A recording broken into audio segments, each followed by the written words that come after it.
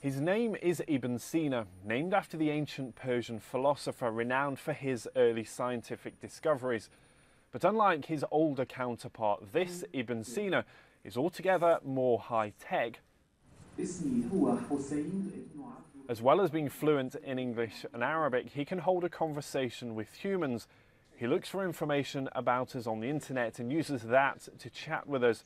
He'll also remember it for the next time you meet. But this lab isn't in Japan, China or the United States. It's in Al Ain, just an hour's drive from the UAE capital Abu Dhabi, a region known more for its oil than its innovation.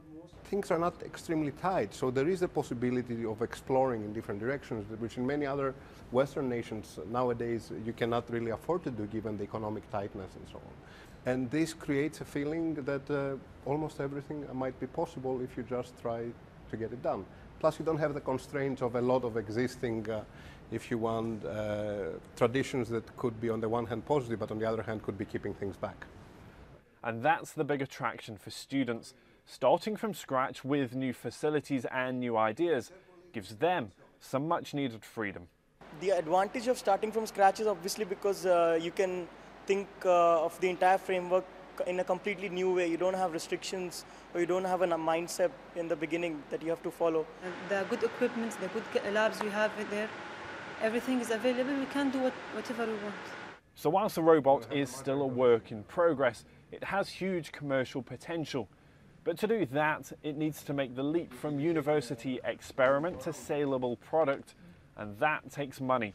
Even in the rich Gulf states, funding isn't always easy to come by. There's a lot of talk about research funding, and amazing figures are being given every now and then, and headlines and so on. The bare truth is that things are at a very, very primitive stage, which is really hindering further progress. Viewing information about your brand at a time when he's communicated with us first. But up the road in Dubai, they might have the answer. This new networking event brings together investors and inventors. The idea is simple. One has an idea, the other has cash. And if the two hit it off, it could help the entrepreneur get their idea off the ground. It's difficult to approach banks when you're looking for further injection of capital.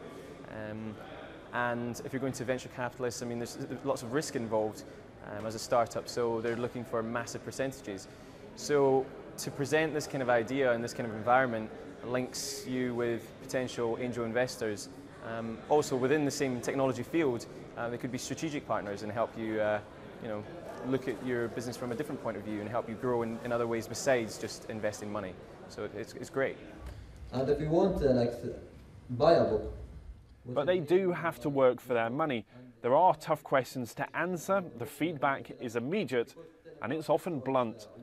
But the organisers say that's exactly how business should be done, where only the strongest ideas survive. Maybe funding is a little bit more difficult, but it's still there. I mean, there are many companies who are funding, and they are more selective, yes, but this is normal in business actually. It should be difficult to get funding. It shouldn't be easy actually. This is why the strong ideas will go into being implemented. And back at the lab, the same principles apply.